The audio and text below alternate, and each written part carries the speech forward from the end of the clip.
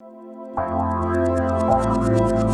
we just got some news last week about some juicy goings-on involving Wizards of the Coast and a Dragonlance trilogy of novels, and I thought that we here, the gang, I would take a deep dive and we'd talk about what's going on with that and do that. So I'm going to do that now. So first off, Dragonlance, it's a favorite D&D setting that's been around since the 80s with over 15 novels, dozens of adventure modules. Fans love it. And, well, we just found out that a new trilogy of Dragonlance novels was contracted to be published, written by none other than Margaret Weiss and Tracy Hickman, the ones who wrote all the other stuff. So, very exciting news. However, don't get too excited, because the reason we got this news was that Weiss and Hickman have filed a breach of contract lawsuit against Wizards of the Coast for unlawfully terminating their contract. So that's cool. So let's go into the quick details before we sort of bounce back and forth between like what's going on with this, some discussion about it and everything. So here we go. The lawsuit was filed on Friday, October 16th to the Western District Court of Washington and is demanding a trial by jury for the complaints of breach of contract, breach of implied covenant of good faith and fair dealing, and tortious interference with contract. And we'll get into what that means in a little bit, but all we have as far as details goes is the lawsuit filing document. So all of this stuff that I'm going to be talking about comes from that, other than our opinions and analysis, of course. But some other bits of information that you might want to know to set this up is that in March 2019, Weiss and Hickman licensed a new Dragonlance trilogy from Wizards of the Coast. Weiss and Hickman wrote the first two, Dragon of Deceit and Dragons of Fate. The book one, first manuscript, was approved by Wizards of the Coast actually in January 2020. There's some talk about like changing it towards the end and doing some things, which we'll get into in a minute, but they actually finished book one, and a full draft of book two was already completed. So a lot of it was done before this all happened. And then Wizards of the Coast terminated the contract in August 2020. So the main question is, how is this unlawful? And this is the point where if you have any questions, I'm talking to my compatriots here. If you have any questions or if you have any comments, then jump right in, because there's a lot to go through that we could go through here. But how is this unlawful? Well, according to Weiss and Hickman, because again, and I will reiterate, what we have here, and I'm no lawyer, but I did read the entire document for the lawsuit filing, because it was juicy and exciting. But we only have that, so that also means we only have their side of the story. All right? I just want to caveat all of that.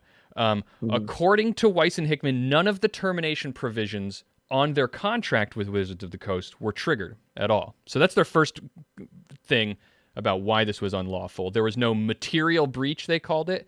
There was no written notice of a breach, and there was no 30-day cure period initiated. So I don't know. I looked a lot into this, but I didn't find out exactly what a cure period is. It sounds to me like an arbitration, maybe akin to arbitration of some kind. Anyway, it sounds maybe like a, hey, just so you know, you're within breach of contract. Maybe you have like 30 days to not be under breach of contract, or can we like figure this out? Exactly. Yeah. Right. Yeah, that's kind of what it sounded like to me. So okay, but what about this tortious interference? That's what I'm more interested in. Yeah, so that's actually, I think it has to do with tort law, right? Not torture. Right. Yes. That's 100% true. You're right about that. But that's the juicy part. So I'm going to get there. I promise. Okay. So instead, Wizards of the Coast decided that they would not approve any further drafts. All right. Effectively terminating the contract. Now, that's important because Weiss and Hickman claimed that nothing in the contract states that Wizards of the Coast can terminate the contract based on a failure to provide approval for the product or anything like that. In fact, they say that the contract states that Wizards of the Coast must provide reasonable details regarding what needs to be changed within no more than 10 days of receiving the draft, which they had done for various parts before. So the contract does state that they're supposed to say, this is what we don't like, this is what needs to be changed, and change something, but there's no provisions for actually terminating the contract on that basis. And they claim that what Wizards of the Coast then did is said, we're just not going to approve any further drafts, basically unilaterally stating that they're no longer accepting them and effectively terminating the contract and breaching that part of the agreement, right? This seems even more stupid than Wizards of the Coast not showing up to Gen Con anymore. When there was a Gen Con. Like, why would they do that? It's so obviously in breach of the contract. They've got to have lots of lawyers who work for them. Like, this just seems blatantly unwise. It seems that way, right? But it gets juicier. So you asked about Tortious Interference. So what is that? Tortious interference is also known as intentional interference with contractual relations. And that's when a third party intentionally damages someone else's contractual or business relationships, resulting in economic harm. Now, third party is important here. So there's a little bit more that you have to understand. The Weiss and Hickman were not just did not just have a contract with Wizards of the Coast. They also had already set up a publishing agreement with, who was it? Let me look at my notes here. Penguin Random House? Penguin Random House. Oh, yeah. I see. They are bastards. So I know where this is going already. So Opti might see the writing on the wall. I don't. Oh, what dicks! So what they think happened, and they claim that they know about this and they have evidence for it. They allege that they discovered that Wizards of the Coast was engaged in back channel activities to disrupt their publishing agreement with Penguin Random House. Okay, they claimed that Wizards of the Coast were talking with Penguin Random House in private calls, trying to undermine their payment agreement with them, and effectively making it so that like Penguin Random House would not pay them anymore. So then it would like kind of lead to this process, right? Because as if they're getting paid, I guess, like it's a lot harder for them to make, you know, because remember, Wizards of the Coast, or maybe not remember, but understand that Wizards of the Coast gets with all of these agreements going on between three parties, Wizards of the Coast is going to be getting a percentage, a licensing agreed upon percentage of whatever the publisher is paying the writers. So when they get paid, a percentage of that has to be paid out to Wizards of the Coast. So if Wizards can convince Penguin not to pay them, right, then they aren't suffering from the contract being broken, even if it's not technically broken. Right, exactly. That's shit. So all of this sets up like what has happened, but one thing you might be wondering is why would they do this? And this is all laid out in this lawsuit document, and it's so... I'm not going to recommend anybody read a court filing. That's just... But... I was glad I read it. It's quite juicy. So why would they interfere? Why would Wizards of the Coast do about this? Now, of course, this is speculation by myself, and also, even though we're speculating a little bit and might be talking about this, all the facts I'm going to give you are laid out in this lawsuit filing. So what they said in that is that it, quote, had to do with the defendants, and the defendant being Weiss and Hickman, the authors, had to do with the defendants and Hasbro's public relations. Oh, I'm sorry. Let me back that up. I'm going to back that up. The defendant is Wizards of the Coast, okay? Because they're accusing Wizards of the Coast. So they're the ones that are going to be defending themselves. So they say it had to do with the defendants and Hasbro's public relations disasters with respect to the defendants' workplace management and intellectual properties unrelated to the Dragonlance trilogy. So they're claiming that they think the reason that their contract was terminated was because they didn't want to deal with this kind of stuff that might get them into trouble, I guess, hypothetically down the road because of things that they had to fix. And the reason that they think that is because back in June 2020, their editorial oversight for the novel changed. For the whole trilogy, they removed names. These are names that I haven't heard of before, but I'm going to give them to you because they might mean something to somebody listening. They removed Liz Shue and Hillary Ross from the oversight team and replaced them with Nick Kellman and Paul Morrissey. Now, apparently, Nick Kellman is the head of story and entertainment over there at Wizards of the Coast, so it seems to make sense that they would be put on there, but they think that it was quite a controversial choice to put them on their team because he has been the target of criticism for his published works in the past. In 2019, He had a sexually explicit novel called Girls, a Paean. I don't know how you pronounce Paean. Anyway, it was a sexually explicit novel that was subject to public discussion about whether it promoted misogyny and pedophilia. And they got into a lot of hot water because of that. Of course, we also know, and this was cited in the court document, that recently they've been into a lot of trouble with, I can't remember the name off the top of my head. If one of you guys do remember, the employee that was there. Orion Black? Yes, Orion Black. So they've had a lot, they've dealt with a lot of public relations problems lately, having to do with sensitivity and sexually explicit material. We even talked about some of it on one of our news segments.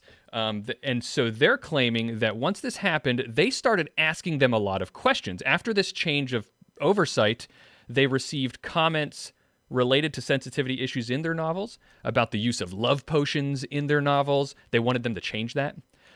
Concerns of sexism and inclusivity and negative connotations of characters' names. They got these like bullet point lists that included all these things. Weiss and Hickman did, saying, we need to deal with these problems, and that had never popped up before, even after the first novel had allegedly, the manuscript had been approved. So now, all of a sudden, after these people get right at the 0 hour, like right recently, right back in June, all these things start popping up. And then, suddenly, I see. You know, all this starts happening. Yeah. Weiss and Hickman also claimed that they accommodated any explicit and implied reservations that and rewrite requests that were given, and sensitivity rewrites requests, they did all of it, but then suddenly they said, well, we're not going to approve any more drafts. They just said that. Sorry. I think I got it. I think I know what's happening here. Can I guess? Yeah, go ahead. This is speculation. But okay. Yeah. So it is speculation, but I think I've got it. So Wizards has been dealing with PR nightmare after nightmare, right? Particularly like in big deal type issues, right? They got it. Mike Merles and the sexual stuff. Did we talk about that, or did we talk about that just in that was in the I think in passing in our pilot episode? Yeah. So we talked about that a little bit, but also the orcs, right, type thing, and like the agency and evilness or goodness of an inherent race, talking about race as stand-ins for other things, right? So they've been getting it like in love potions, right? Like the desirability of taking away player agency. Like, so they've been getting hit by a lot of what's the word? I'm going to say social justice warrior, like as somebody who identifies that way, right? But they've been getting hit by that faction, like to clean up their act, right? Like get along with the times and sort of move on. And recently, and I didn't even become aware of this until very recently, because I read the novels quite a long time ago and very much loved them and loved the setting. But can we get religious a little bit? Like, can we just talk about it? Go for respectfully. It. Go for okay. It. Yeah. So 50% of the writing team of Dragonlance is Mormon, and there is a lot of Mormon allegory baked into the original setting, right? And on top of that, you've got a lot of problematic stereotypes that build on some of the more problematic ideas contained in Mormonism. Like, I'm not saying that Mormonism is problematic. I'm saying that there is a faction of people who believe that those things are problematic. Like, for example, white-skinned Native American people being the chosen people, right? Well, okay. So having a sort of white-skinned Native American-like people, right, in the Dragonlance setting, as a stand-in, there's the only reason I bring this up is because Dragonlance has been coming under heat from certain places, and I wonder if D&D or Wizards just said, you know what, we have already got enough of this on our plate that we do not want to deal with some of this inherent misogyny, some of these problematic views, and some of the religious overtones that might come with their work. We would rather just cut this loose, and oh shit, the contract was too airtight, so what can we do? And then they start acting shady with Penguin in order to sort of cut their losses and have them nullify the contract, even though they aren't doing it officially. Does that sound plausible? Sounds plausible to me, based on, because ultimately my take was that it just seems like there was something that they didn't like and that they didn't have a desire to fix. I think getting, whatever they paid them to write these novels is probably a drop in the bucket compared to what they would have, lost in bad PR, right, for releasing something and then like that they just didn't see because they're not sensitive people, right? So they get in a bunch of sensitivity readers who probably went through the thing, and like for the 80s, this probably would have been a great novel. But like now in the 2010s, like, man, there's a lot of problematic stuff that's popping up on every page. Well, even really worse than that, I'm not even sure from my read of it, and I could be wrong about this. I'm not an expert in the field, but it doesn't seem like their Wizards of the Coast is even paying them. They just have a licensing agreement with them. That would even see that's even more reason for Wizards to say, well, right, and even more reason for Weiss and Hickman to be upset. Now, I'm not making a call on whether or not it's problematic. I'm making a call as to whether or not Wizards of the Coast might think it's potentially problematic and want to cut ties before other people beat them to it. Right. And so the weird thing, it feels like, is that they've already gotten money for this. Wizards has.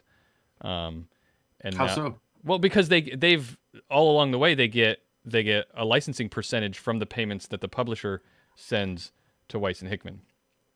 So if there's like, where's the money coming from? The money is coming from Penguin Random House. So wouldn't Penguin be upset with Wizards and want to sue them? I think that... Because if Penguin's already been paying out and Wizards is the one who said, never mind, ha ha ha, sorry, suck it, chummers. Right? Like, why would Penguin put up with that? I don't know. Like I said, I'm not an expert, and there's a lot about this that I don't understand. And we just got this, it just Monday, this past Monday, it just came out. So there's probably a lot. Or maybe Weiss and Hickman are having to pay back the stuff because it was a forward. Maybe, I don't know. I'm way guessing, right? But if they were given an advance in order to make these books based on promised profit. Yeah. Now, I did not watch this video, but Relevant Epsilon in the chat says that that there's a lawyer summarized breakdown from the channel Lawful Misses with Leonard French Lawful Masses with Leonard French on YouTube, who did a breakdown of this whole thing. So if you're watching this, you should check that out. I'm sure a lawyer has a lot more informed things to say about this than me. But very very interesting, especially since Dragonlance is pretty popular. So Cliff, you were going to say something, and I kept going with my thought, but I know I made a note to come back to you. Well, it might have made sense in the context, but it doesn't make sense to bring it up now. But I would like to say that if Wizards of the Coast would like to start tackling and dealing with some of these issues and problems that are coming up from the problematic nature of some of which that they've inherited and some of which are systemic within their organization, they need to start by firing Mike Mearls. Yeah. I think we all sort of agree with that. Yeah. So we should do a show about that, but yeah, I don't know. Yeah. I don't know if I want to. When it will become relevant again, and it will. Right. We'll hit it then. Yeah. Well, it's always relevant. It's always there hanging, the specters hanging there in the backdrop. Yeah, for anyone looking for some context, just Google Mike Mearls and Zach Sabbath. Yeah. Mm-hmm. For or sure. Don't, if you want to enjoy your rest of your right. Yeah. No, but we should definitely do a what's it called? We need to come back to this topic especially after we watch this lawyer summarized breakdown and see like if we can get a better handle on absolutely. That's what I wanted to say. We are, as more information comes out and as we learn more about what's going on, we'll bring it up. So check out. We're not taking sides, by the way. We're just speculating as to what the problems are. Yep. So definitely check that out. If you want to be notified when a video like that comes out, make sure you subscribe to the channel. Click the bell icon to get the notifications right away. Check out our Patreon if you like what we're doing here, patreon.com/Shadowcasters. And thank you for watching. We'll catch you every Sunday night live at 9 p.m. Eastern for this live show that we do life. So thank you. Talk to you next time.